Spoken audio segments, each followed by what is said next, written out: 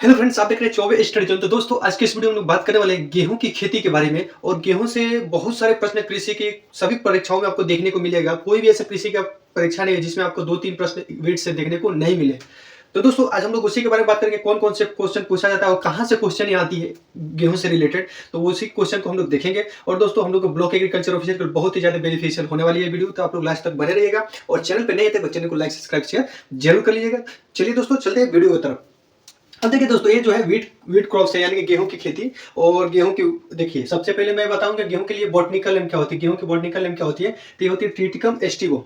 और गेहूं जो होता है इसका वनस्पतिक नाम हो गया। अब इसकी कौन सी फैमिली में आती है? तो ये आ जाएगी, देखिए यहाँ पे आ जाएगी पोएसी। ये पोएसी फैमिली में आती है, यानी कि ग्रेमिनी कुल की ये अपने क्रॉप्स है। ठीक है, अब देखिए इसकी पोएसी फैमिली, इसकी ओल्ड नेम क्या है? इसका ओल्ड नेम जो है दोस्तों, ये ग्रेमिनी होता है।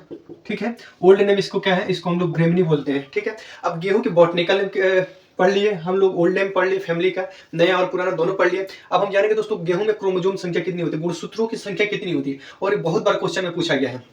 तो जो गेहूं में गुणसूत्रों की संख्या होती है वो होती है 42 होती है। 42 क्या होती है? इसकी क्रोमोजोम संख्या होती है। अब चलिए देखते हैं कि फादर ऑफ व्हीट कौन है, किसको माना जाता है। तो फादर ऑफ जो गेहूं के पितामह किसे कहते हैं दोस्तों? तो देखिए डॉक्टर नॉर्मा ई बोरलोंग को बोलते हैं, बोरलाग को। ठीक है, अब देखिए इसका जन्म स्थान कहाँ है? तो दजला फरात की घाटिया। और ये किसके मतानुसार आपको दजला फरात की घाटिया को घोषित किया है कि यही इसकी जन्म स्थान हो सकती है?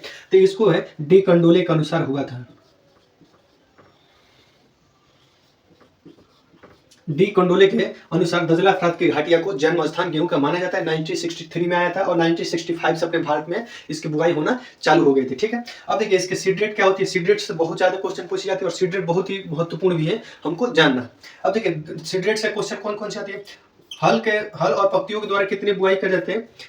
जो हम लोग हल से बुआई करते हैं, इसके साथ साथ जो पत्ती में लाइन से करते हैं, तो उसके लिए सीड रेट कितनी होती है दोस्तों? ये हो जाएगी 90 से 100 किलोग्राम।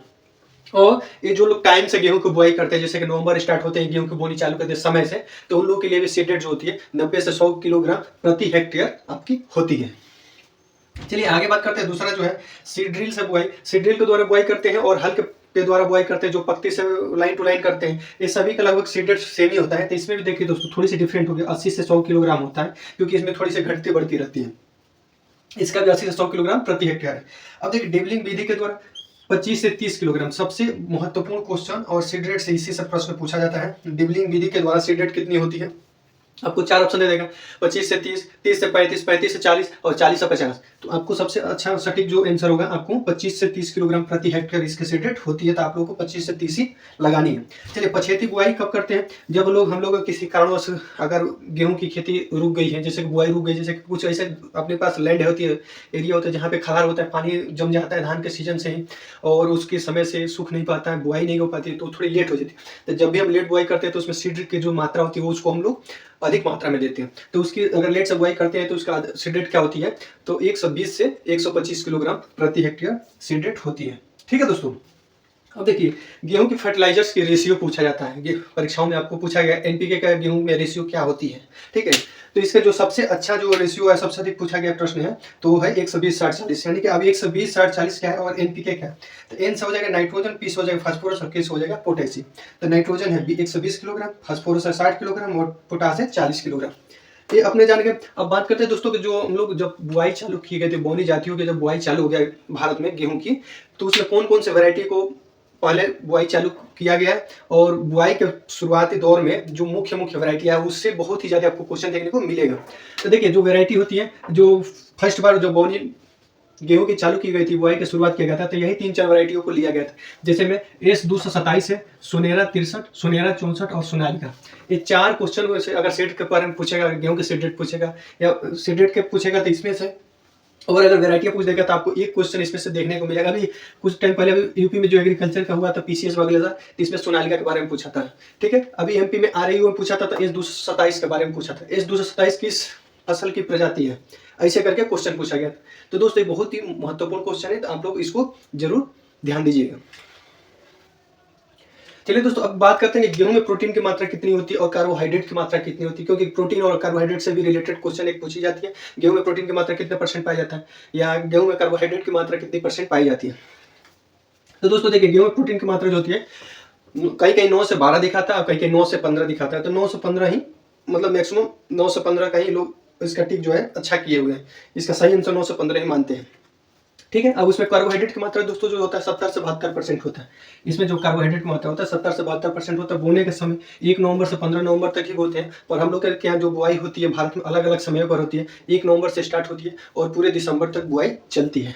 ठीक है, तो दोस्तों देखिए, अब इसका टेम्परेचर बोने के लिए समय में और अच्छा ग्रोविंग के लिए, जब से गेहूँ बुआई गए उसके बाद हम लोग CRI जो हम लोग मेथड्स, एक CRI मेथड्स होती है जिसमें सिंचाई की प्रोसेस होती है। तो हम लोग प्रथम सिंचाई कब करते हैं, तो हम लोग जब प्रथम सिंचाई करते हैं कब करते हैं, 21 से 25 दिनों पर हम लोग का क्राउन जड़ बढ़ने के समय में अपने सिंचाई करना बहुत ही महत्वपूर्ण माना जाता है गेहूं के लिए। ठीक है, उसी टाइम क्या होती है कि गांठें जाकर के मिट्टी में स्थापित होती है। ठीक है, तो सबसे अच्छा टेम्परेचर गेहूं के बुआई के समय कितनी होनी चाहिए, 20 से 22 डिग्री सेल्सियस होनी चाहिए। ठीक है, अब गेहूं के जो प्रमुख खरपतवार है उसके बारे में बहुत ही बार आपको क्वेश्चन भी देखने को मिलेगा, आज जहाँ जो भी आप लोग एग्रीकल्चर वो पढ़ते होंगे बार बार देखने को मिलता होगा। तो गेहूं की जो प्रमुख खरपतवार है फ्लेरिस माइनर, यानी कि गेहूं का कोई लोग मावा बोलते हैं, कोई लोग प्यूनी बोलते हैं, तो इसके अलग अलग नाम है अलग अलग जगहों पे। बथुआ, हिरनखुरी और गजरी, ये जो है ये क्वेश्चन जो है ये पूछेगा, अगर पूछेगा हिरनखुरी किस सीजन का प्रमुख खरपतवार माना जाता है या है, तो आप कौन सा बताएंगे, रवि सीजन के प्रमुख खरपतवार है। तो इससे अगर सीजन से भी पूछ देता है, कभी कभी पूछता है कि जैसे फ्लेश माइनस किस फसल का मुख्य या प्रमुख खरपतवार है, तो आपको फटाक से आपको गेहूं पे टिक लगा देनी है। चलिए दोस्तों, इतना तो आप लोग जान गए। अब मैं बात करूंगा गेहूं की जो जीन होती है उसकी क्या नाम है। सबसे प्रमुख अभी जो गेहूं में जीन पाया गया वो कौन से जीन है और उसके क्या नाम है, तो गेहूं में जो जीन पाया जाता है उस जीन का नाम है नोरिन 10। यहाँ पे नोरिन 10 हो जाएगा।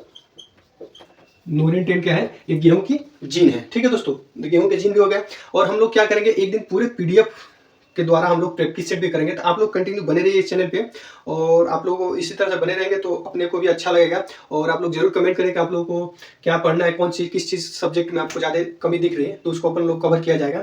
ठीक है, और इसके साथ ही साथ आपको बताइएगा कि वीडियो कैसी लगी। और थोड़ी सी मेरे को लिखने में परेशानी होती है क्योंकि दोस्तों थोड़ी सी हम लिख नहीं पाते सही से, पर धीरे धीरे सही हो जाएगा। ठीक है, अब गेहूं से रिलेटेड इतना ही सारे में से आपको क्वेश्चन देखने को मिलेगा। इससे अधिक जो है जैसे कि और सीट्स है, जैसे कि पीबीडब्ल्यू आपका 502, 504, डीबीडब्ल्यू 343, राज 27, 64, 27, 33, ऐसे बहुत सारी वैरायटी आती है। ठीक है, तो इसके बारे में हम लोग एक बार वैरायटी से रिलेटेड पढ़ेंगे, पर वैरायटी से उतना क्वेश्चन है, 1 से 2 ही क्वेश्चन पूछेगा, उसको मैं बताऊंगा अभी आपको नेक्स्ट वीडियो में। तब तक के लिए धन्यवाद दोस्तों, और मैं आशा करता हूँ कि आपको वीडियो अच्छी लगे तो एक चैनल को लाइक, सब्सक्राइब, शेयर जरूर करें। धन्यवाद दोस्तों, जय हिंद दोस्तों।